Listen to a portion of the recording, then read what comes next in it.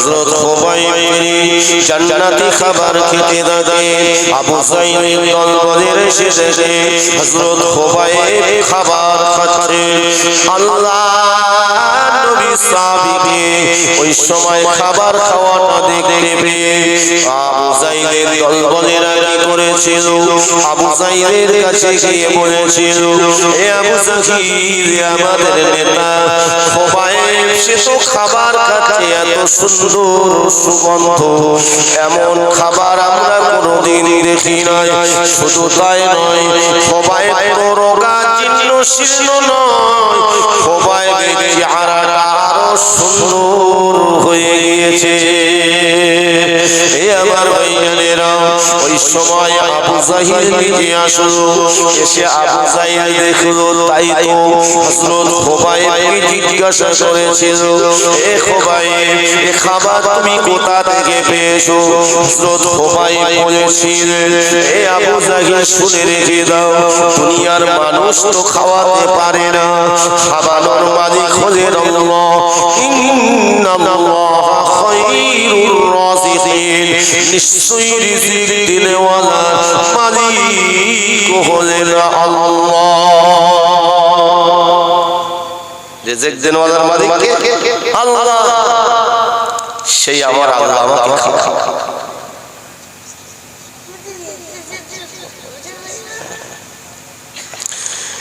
রিজিক দেনওয়ালার মালিক কে বললাম? আল্লাহ।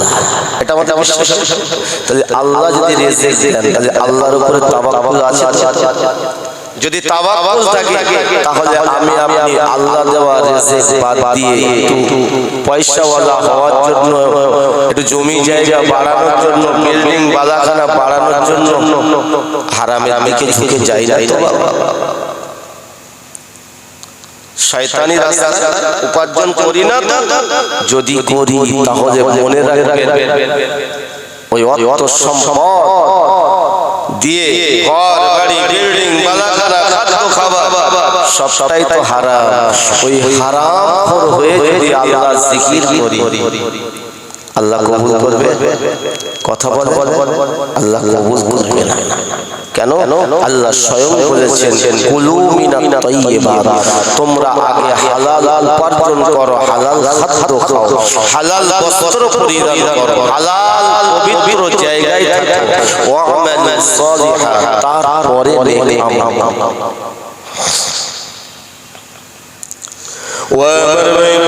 হযরত খুবাইব বলেছিলেন, এ আবু যাইদের দলবলেরা, আমি খুবাইব যে আল্লাহ জিকির করি, সেই আল্লাহ আমাকে খাইয়ে থাকে। একটু জোরে হবে না সুবহানাল্লাহ। ও আমার ভাইজানেরা, যেমন কিনা হযরত ঈসা আলাইহিস সালামের আম্মা জান, জানার নাম হযরত মা মারিয়াম, তাকে আমার আল্লাহ পাক জান্নাতি খাবার খাইয়েছিলেন। জান্নাতি খাবার মা মারিয়াম আলাইহিস সালাম তিনিও জান্নাতি খাবার পেয়েছিলেন। জোরে বলো সুবহানাল্লাহ। এমনি পেয়েছে বাবা, কতটা মজবুত ঈমান, আল্লাহকে কতটা ভয় করেছে। মুসলমান ছেলেরা, যুবকেরা, আমার মুরব্বি আব্বা জানেরা, পর্দানে সিনা মায়েরা বোনেরা, হযরত খুবাইব বলেছিলেন, দুনিয়ার মানুষ আমাকে রুজি দিতে পারে না, রুজির মালিক হলেন আল্লাহ। সে আল্লাহ আমাকে খাইয়েছে, আমি সে আল্লাহ জিকির করি, আশহাদু আল্লা ইলাহা ইল্লাল্লাহু ওয়াহদাহু লা শারীকা লাহু ওয়া আশহাদু আন্না মুহাম্মাদান আবদুহু ওয়া রাসূলুহু। জোরে হবে না সাল্লাল্লাহু আলাইহি ওয়াসাল্লাম। আশহাদু আল্লা ইলাহা ইল্লাল্লাহ, আমি সাক্ষী দিচ্ছি আমার আল্লাহ হলেন এক, আমার আল্লাহ অদ্বিতীয়, ওয়াহদাহু লা শারীকা লাহু আমার আল্লাহর সঙ্গে কারো শরীক করা যাবে না ওয়া আশহাদু আন্না মুহাম্মাদান আবদুহু ওয়া রাসূলুহু আমি আরো সাক্ষী দিচ্ছি নবী মুহাম্মদুর রাসূলুল্লাহ সাল্লাল্লাহু আলাইহি সাল্লাম হলেন আল্লাহ পাকের বান্দা এবং রাসূল একটু জোরে বলুন সুবহানাল্লাহ এটা আমরাও বিশ্বাস করে নিয়েছি ঠিক না তো শুধু বিশ্বাস করে নিয়ে বসে থাকলে হবে তিনটে জিনিস আপনার ভিতরে মজবুত রাখতে হবে তাহলে আপনি মুমিন হতে পারবেন প্রথম নাম্বার আমি আপনি যে আল্লাহর উপরে ঈমান এনেছি এ মুসলমান মনোযোগ সহকারে শুনবেন আমি আপনি যে আল্লাহর উপরে ঈমান এনেছি এটা অন্তরে বিশ্বাস করে দিতে হবে ঠিক না ভুল আগে অন্তরে বিশ্বাস তারপরে মুখে স্বীকার তিন নম্বর হলো ঈমান আনার পরে আল্লাহ পাকের যেটা আদেশ সেটা আপনাকে আমাকে পরিপূর্ণভাবে বাস্তবে রূপ দিতে হবে পরিপূর্ণভাবে মজবুতভাবে আদায় করতে হবে আর কিনা যেটা আল্লাহ পাক নিষেধ করেছেন সেটা পরিপূর্ণভাবে ত্যাগ করতে হবে তাহলে তিনটে জিনিস আপনার মধ্যে যদি মজবুত হয়ে যায় আমার আল্লাহ আপনাকে আমাকে ঈমানওয়ালা হিসাবে কবুল করে নেবেন অন্তরে বিশ্বাস মুখে স্বীকার আর কাজে পরিণত করা অন্তরে বিশ্বাস আছে কিন্তু মুখে স্বীকার নেই মুমিন হতে পারবে মুখে স্বীকার করছি কিন্তু অন্তরে বিশ্বাস নেই মুমিন হতে পারবে মুখে স্বীকার করেছি অন্তরে বিশ্বাস করেছি মুখে স্বীকার করেছি কিন্তু কাজ করি আপনি ঈমান আনলেন কিন্তু ওটা থাকবে বলে মনে হয় কাজ তো করি আদেশও পালন করি না আর নিষেধগুলোও ত্যাগ করি তাহলে কি হবে আমি দুনিয়ায় কোন কারো যদি ডিউটি করি কিভাবে তা যদি যার অধীনে থাকবো যদি তার কথা মতো যদি না চলি একেবারে কোনো কথাই মানছি না আপনাকে রাখবে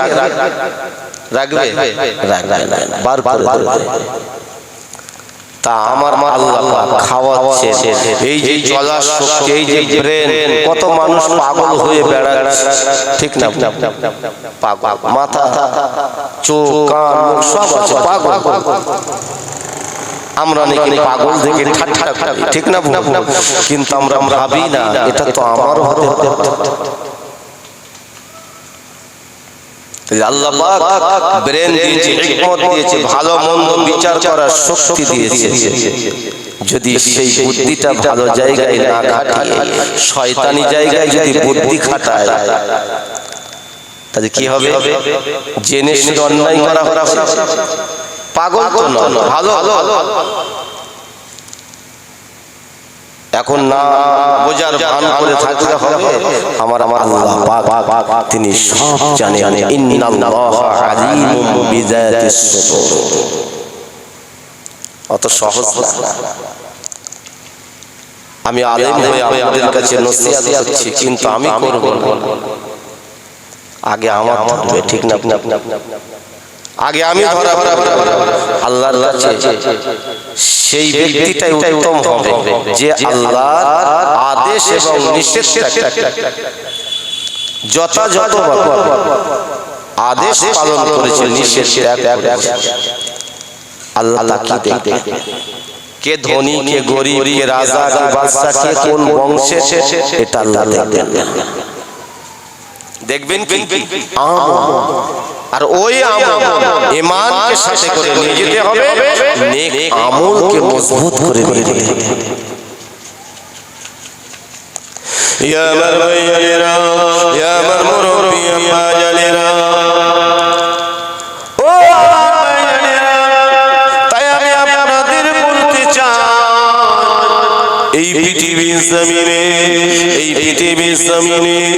আপনাকে আমাকে কেউ কিছুই করতে পারবে না। যদি মুসিবত নেমে আসে ইমানদারদের উপরে মুসিবত নেমে আসবে। মুসিবত আল্লাহ এই জন্য দেন, ঈমানওয়ালা ডাকটা আল্লাহর দরবারে বড় ভালো লাগে। তাই আল্লাহ মুসিবত দিয়ে পরীক্ষা করেন, আমার আল্লাহ রোগ দিয়ে পরীক্ষা করেন, আমার আল্লাহ অর্থ দিয়ে পরীক্ষা করেন, আমার আল্লাহ অর্থ কেড়ে নিয়ে পরীক্ষা করেন, আমার আল্লাহ পাক আল্লাহ তাআলা নেতৃত্ব দিয়ে পরীক্ষা করেন, আমার আল্লাহ নেতৃত্ব কেড়ে নিয়েও পরীক্ষা করেন। রাজার আসনে ফকিরকে বসাতে পারেন, ফকিরের আসনে রাজাকে বসাতে পারেন। এ আমার ভাইজানেরা, এটাই হলো দুনিয়া, পরীক্ষার জায়গা বাবা। তাই এই পরীক্ষা মুমিনদের জন্য সবথেকে বেশি, ঠিক না বলেন?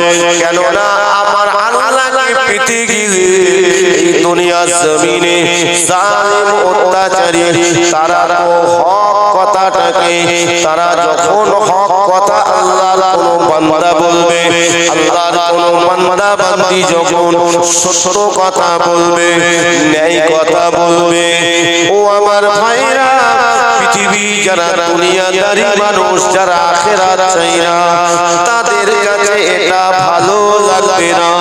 তারাই কিনা ঈমানওয়ালাদের উপরে জুলুম করবে, ঠিক না? জুলুম করবে, কিন্তু এই জুলুম অত্যাচার আপনাকে সইতে হবে। কেন? যদি আখিরাত ভালো পেতে চান, এটা সইতে হবে। আল্লাহ বলে, ঈমানওয়ালার ডাকটা আমার কাছে অতি প্রিয়। জোরে বলুন সুবহানাল্লাহ। আমার কথা কি আপনাদের খারাপ লাগছে নাকি? কি বাবা বুঝবেন? কেন? বর্তমান সময়ের দিকে লক্ষ্য করো, দুশমনকে চেনা যায়, মুনাফিককে চেনা যায়। জোরে বলে, মুনাফিকের সংখ্যা বর্তমানে বাড়ছে না কমছে? গালি গালাজ কিবত গিল্লা এ তৈরি করার জন্য বাবা এমন একটা জিনিস আমাদের হাতে চলে এসেছে, ঠিক না? এতে সব কিছু হয়ে গেছে। আবার এতে আবার ভালো জিনিসও আছে, কিন্তু সেই ভালো জিনিস ব্যবহার করার মানুষ কম। সোজা হয়ে যায় মুসলমান, মরার আগে সোজা হয়ে যায়, মরার পরে সোজা হয়ে কোনো লাভ হবে না। মরার আগে সোজা হয়ে যায়, নিজের ভিতরে যে খারাপিগুলো আছে যদি থাকে সেগুলো ত্যাগ করে নেই, আল্লাহর কাছে তওবা করে ফিরে আসে। আল্লাহ পাক, আমি আমার জীবনে দুনিয়ার মোহে পড়ে, লোভ লালসায় পড়ে, বন্ধু বান্ধবের পাল্লায় পড়ে, আল্লাহ পাক আমি অনেক অন্যায় অপরাধমূলক কাজ করেছি। আজকে জান্নাতি বাগানে বসে আপনার কাছে তওবা করছি, মাবুদ আপনি আমাকে তওবা কবুল করে নিন। তওবা মানে অপরাধ থেকে ফিরে আসা, এমন তওবা করতে হবে জীবনে আর অন্যায় কাজ করার যাবে না, ওই পথে আর যাওয়া যাবে না। আল্লাহর কাছে ইস্তেগফার করে ক্ষমা চেয়ে দিতে হবে। আল্লাহ পাক জীবনে অনেক অপরাধ করেছি, আল্লাহ আপনার কাছে ক্ষমা চাই। আল্লাহ আপনি আমার জীবনে অপরাধগুলো ক্ষমা করে দিন। এই জান্নাতি বাগানে তওবা ইস্তেগফার করে যদি পরবর্তী আল্লাহ যতদিন হায়াতে রাখে, আল্লাহর পথে যদি কায়েম থাকতে পারি, আমার আল্লাহ বড় দয়ালু, আমার আল্লাহ বড় ক্ষমাকারী। আল্লাহ পাক বলেছেন, লা তাকনাতু মির রাহমাতিল্লাহ, ইন্নাল্লাহা ইয়াগফিরুয যুনুবা জামিআ। বান্দা তোরা আমার রহমত থেকে নিরাশ হয়ে যাস না। তোরা যদি পাহাড় সমান গুনাহ করে ফেলিস, আমার কাছে তওবা করে ফিরে আয়, ইস্তেগফার করে ক্ষমা চেয়ে নিন। ইন্নাহু হুয়াল গফুরুর রহিম। আল্লাহ পাক জানিয়ে দেন, নিশ্চয় আমার আল্লাহ হলেন ক্ষমাকারী, আমার আল্লাহ দয়ালু এবং ক্ষমাকারী। গুনাহগুলো আমার আল্লাহ মাফ করে দেবে। জোরে হবে না? আল্লাহ জীবনে কত নামাজ ছেড়েছি, আল্লাহ কি হিসাব দেবে? আল্লাহ আপনি ক্ষমা করুন। কিন্তু ইচ্ছাকৃত মুসলমান সব বুঝেছি, কিন্তু মসজিদটাকে চিনতে পারলাম না। সব চিনি, মসজিদ চিনতে পারি। কি বাবা কি হবে? নামাজ পড়ছি ধৈর্য ধরে, সব কি হবে? কথা বলছি কিন্তু তার আগে হিসাব করছি যে এই যে কথাটা বলবো, এই কথাটা আমার ভালো না খারাপ। চিন্তা করি, মুখ দিয়ে যেটা আসছে বলেছি। আমার বলি আমার মতো আলেম চিন্তা করছি, যেটা আসছে বলে দিচ্ছি, ঠিক কিনা? এই জন্য কথা আগে নয়, আগে চিন্তা, আগে চিন্তা করতে হবে। আমি যে কথাটা বলবো, আমার এই কথার দ্বারাই সমাজে যাতে ফিতনা না হয়, আমার কথার দ্বারাই মানুষ যেন কোনো আঘাত না পায়, আমার কথার দ্বারাই যেন মুনাফিকি না হয়ে যায়, এটা আগে চিন্তা করতে হবে। যদি আমার কথাটা ভালো মানুষের জন্য যদি উপকার হয়, আখিরাতের জন্য যদি নাজাতের রাস্তা হয়, তাহলে আপনাকে আমাকে চিন্তা করে ওই ভালো কথাটা মানুষের কাছে শেয়ার করে দিতে হবে। আর যদি কিনা ফিতনার জন্য, ফাসাদের জন্য, মুনাফিকের জন্য যদি কিনা এমন করে মোবাইলে বলুন আর মুখে বলুন, যাই বলুন না কেন, যদি শেয়ার করে দেই, না জানি আমার এই কথার দ্বারাই যদি হাজার হাজার মানুষ যদি গোমরাহি হয়ে যায়, খারাপ পথে যদি যায়, গীবত গিল্লা যদি করে, তাহলে তো আমি আল্লাহর দরবারে ধরা পড়ে যাব।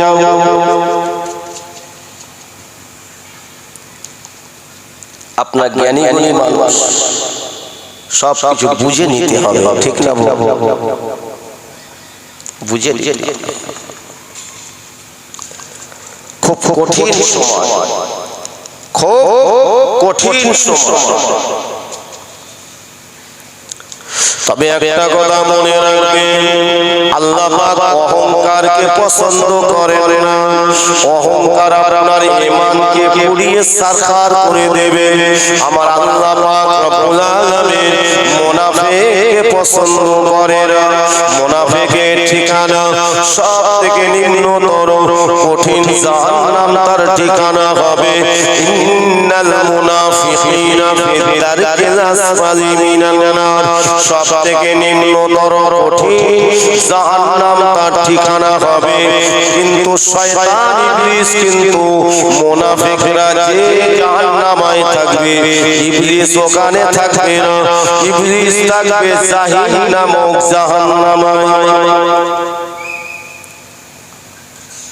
ইবলিস হচ্ছে আল্লাহর সবথেকে বড় দুশমন। কেন? ইবলিস শয়তান আপনার আমার দুশমন, এটা আমরা সবাই জানি, ঠিক না?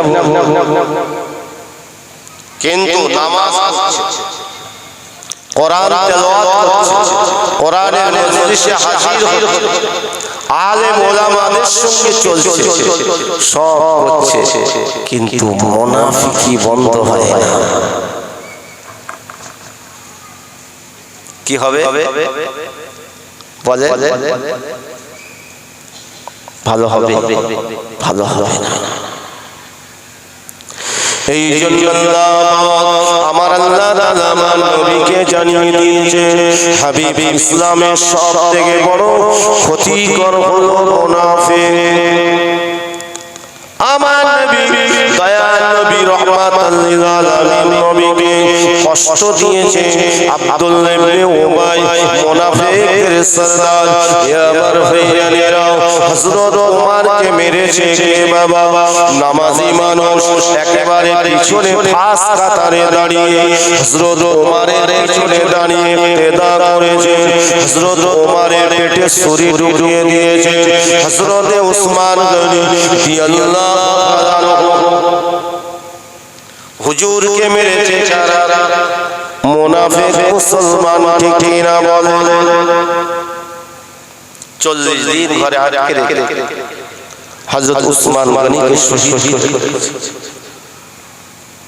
হযরত আলী কুফাবাসীরা ডেকে নিয়ে হযরত আলীকে শহীদ করেছে আচ্ছা আমি জানাদের নামগুলো বললাম এনাদের মর্যাদা আল্লাহ কত উচ্চ দান করেছে এই মর্যাদা বলে শেষ হবে না কেন এনারা জীবন দশাতে জান্নাতের সার্টিফিকেট পেয়েছেন যারা জীবন দশাতে জান্নাতের সার্টিফিকেট পেয়েছেন সেই ঈমানওয়ালা সেই নবী সাহাবীদের কোন মুসলমান শহীদ করে দিতে পারে জোরে বলে পারে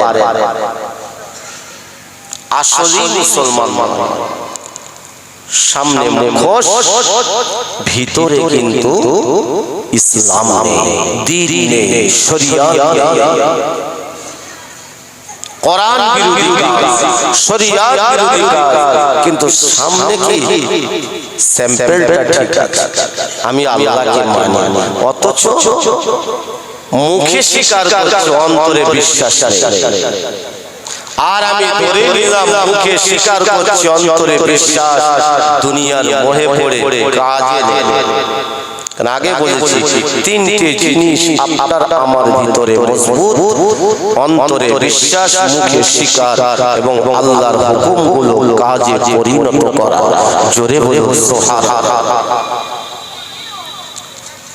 এ আমার ভাইয়েরা এ আমার মুরব্বি আম্মা জানেরা সেই হযরত খুবাইব আমার আল্লাহ হেফাজত করেছিলেন আবু জাইল আবু লাহাব বা শাইবাদের হাত থেকে আমার আল্লাহ হেফাজত করেছিলেন হযরত খুবাইব আবু জাইলের সামনে দাঁড়িয়ে বলেছিলেন এ আবু জাইল শুনে রেখে দাও তুমি আমাকে দমাতে পারবে না কারণ আমি কালেমার স্বাদ পেয়ে গিয়েছি নবীর মহব্বত আমার ভিতরে পরিপূর্ণ তৈরি হয়ে গিয়েছে আল্লাহর ভয় আমার ভিতরে পরিপূর্ণ তৈরি হয়ে গিয়েছে জীবন থাকতে তুমি আমাকে মারতে পারবে না বাঁচাবার মালিক আল্লাহ মওতের মালিক হলেন আল্লাহ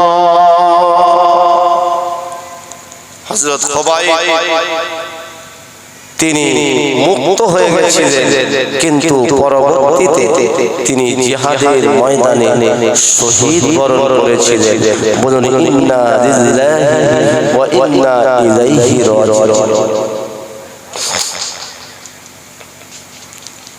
আপনাদের শহীদ হতে হবে না বাবা এই মসজিদ আল্লাহর ঘর নবীর ঘর আমরা ভাবি যে আমাদের কাছ থেকে চলে যাবে আরে আল্লাহর ঘর আমার নবীর ঘর আমার আল্লাহ হেফাজত করবে যদি কিনা আমি আপনি মজবুত থাকি ঠিক না মসজিদে আযান হাইয়া আলাস সালাত মসজিদে মুয়াজ্জিন আযান হাইয়া আলাল ফালাহ মুসলমান আমার আল্লাহ পাক জানিয়েছে যখন আমার হুকুম এসে যাবে মসজিদে যখন আযান হবে দুনিয়ার সব কাজগুলো ছেড়ে দিয়ে আল্লাহর হুকুমটা পালন করতে হবে বলুন আপনারা আমার ঘরে ছেলে যুবক হয়ে গেছে সে নামাজ পড়ছে সে কোরআন পড়ছে বাপ হয়ে একবারও বলছি না আমার ছেলেটা সঠিক রাস্তায় নাই, নবীর সুন্নতি পোশাক নাই, বাপ হয়ে মা হয়ে আমার সন্তানকে সেভাবে তাগিদ দিতে পারলাম না। আপনি ছাড় পাবেন? আপনি নামাজ পড়ছেন, আপনি দিনের পথে আছেন, কিন্তু আপনার বাচ্চা নেই, আর সেভাবে তৈরিও করেনি, হিসাব কিন্তু আল্লাহর দরবারে দিতে হবে। কেন? আল্লাহর নবী বলেছেন তোমাদের বাচ্চাদেরকে, ওই যুবক বয়সে আল্লাহর নবী বলেন, আল্লাহ রাসূল বলেছেন সাবআ সিনিন, তোমাদের বাচ্চাদেরকে 7 বছর বয়স থেকে নামাজ শিক্ষা দাও, কোরআন শিক্ষা দাও, ইলমে দ্বীন শিক্ষা দাও, ওয়াদরিবুহুম আলাইহা। যদি তোমাদের বাচ্চারা ইলমে দ্বীন শিক্ষা অর্জন না করে, ওয়াদরিবুহুম আলাইহা, তাদের উপরে প্রহার করো, তাদের ভয় দেখাও, নইলে তোমরাও ধরা পড়ে যাবে। কে বলেছে? আমার নবী বলেছে, ও আনফুসাকুম ওয়া আহলিকুম নার। আল্লাহর কোরআন, আল্লাহ পাক কোরআনে বলেছে তুমি নিজে বাঁচো, তোমার আহলে গর্ভদিগকে বাঁচানোর চেষ্টা করো। পাচ্ছি বাবা, পাচ্ছি, নিজে কবরে যাব, নামাজ পড়ে রোজা করে হজ করে কবরে গেলাম। আল্লাহ যদি বলেন, আল্লাহ যদি বলেন তোমার মা আওলাদ, তোমার সন্তান সন্ততি, তাদেরকে কোরআন শিক্ষা দিয়ে এসেছো, ইলমে দ্বীন শিক্ষা দিয়ে এসেছো, তখন যদি উত্তর না দিতে পারি কি হবে বলবেন তো? কি হবে? আপনার ছেলেটা প্যান পরবে না, আপনার ছেলেটা এমন করে, আপনার ছেলেটা নবীর সুন্নতি দাড়িটা এমন করে আর কাটবে না।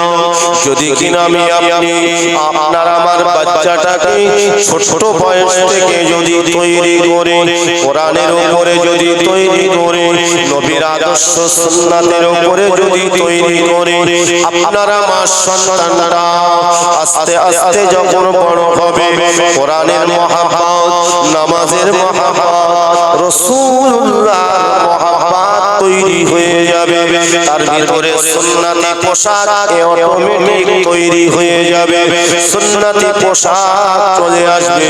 নবী পাক সাল্লাল্লাহু আলাইহি ওয়াসাল্লাম, আমার নবী বলেছেন, হে আমার উম্মতেরা, আমি নবী তোমাদের জানিয়ে দিলাম, তোমরা মুখে দাড়িটা রেখে দেবে।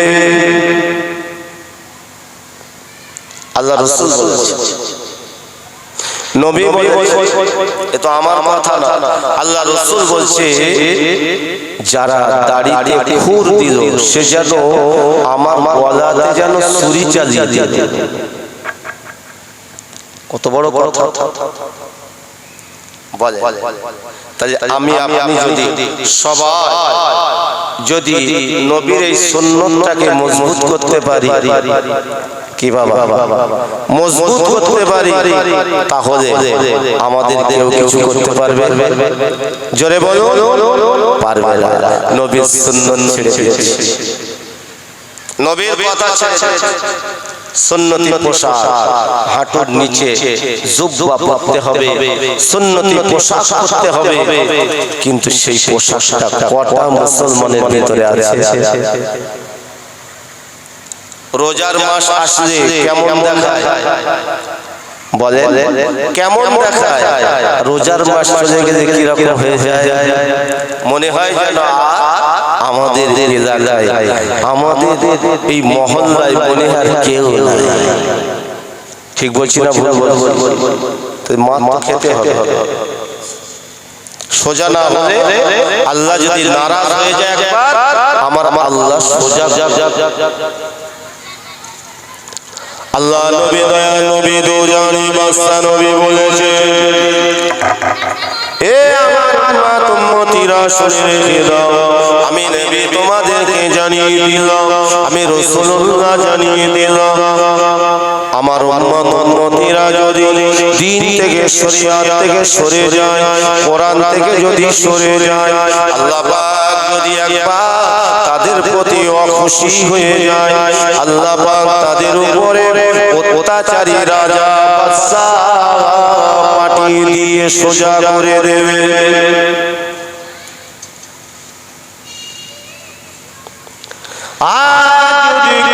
আল্লাহর পথে থাকে, দ্বীনের পথে থাকে, শরীয়তের পথে থাকে, আল্লাহ নবী বলেন, আল্লাহ রাসূল বলেন, যতই অত্যাচার করুক না কেন ওই শরীয়ত মাননেওয়ালা আল্লাহর বান্দাকে, ওই শরীয়ত মাননেওয়ালি আল্লাহর বান্দিকে, ওই কোরআন পড়নেওয়ালা আল্লাহর বান্দাকে, ওই নামাজি মুত্তাকি আল্লাহর বান্দাকে, আল্লাহর বান্দিকে পৃথিবীর কোন মানুষ কোন জালিম তাকে কিছুই করতে পারবে না, তার ঈমানটাকে কেড়ে নিতে পারবে না। একটু জোরে বলা যাবে সুবহানাল্লাহ। ও আমার বাগুয়াডাঙ্গা গ্রামবাসী যুবক ভাইরা, নিয়ত করুন মসজিদে সময় দেন, 5 ওয়াক্ত নামাজ পড়ুন। কোরআন জানেন না, মসজিদে হাফেজ সাহেব ইমাম সাহেবের কাছ থেকে কোরআনটা শিখে নেন, কোরআনটা সঙ্গে করে মরুন। কেননা কবরে গেলে কবরটা তো অন্ধকার, ওই অন্ধকারটা যদি আলোকিত করতে চান আপনার সিনাতে কোরআনটা আনুন, আপনার জবানে কোরআন, আপনার জবানে কোরআনের জবান তৈরি করুন। আল্লাহু ওয়ালিয়ুল্লাযিনা আমানু ইখরিজুহুম মিনাল যুলুমাতি ইলান নূর। আমার আল্লাহ কোরআন পাকে জানিয়ে দিয়েছে, আমার আল্লাহ পাক বলেন, আল্লাহু ওয়ালিয়ুল্লাযিনা আমানু, হে বিশ্বাসী ঈমানওয়ালা বান্দা বান্দীগণ, ইখরিজুহুম মিনাল যুলুমাত, তোমরা অন্ধকার থেকে